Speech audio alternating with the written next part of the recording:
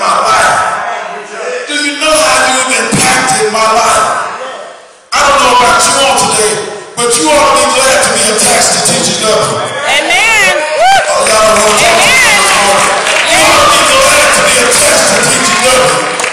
When I look over the corner and see my son praising and worshiping God, there is no other place that I would want him to be attached to in Portland, Oregon, except for TGW. Amen.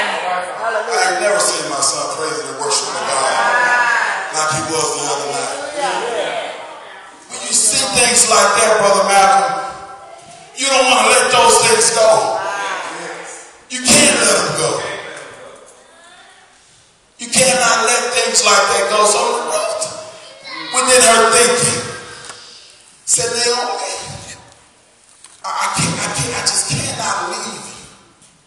Have you ever got to the point in your life where, God, I cannot leave you. I just cannot leave you. See, when it tells me you say, I cannot leave you, God, it tells me that you are making a declaration to God. That no matter what it looks like, no matter what I've been through, I cannot leave you. The Bible says, God said that I will always be with you. Amen. He said, I will never leave you, never forsake you. But isn't it something when you can make a declaration, say, God, I will not leave you.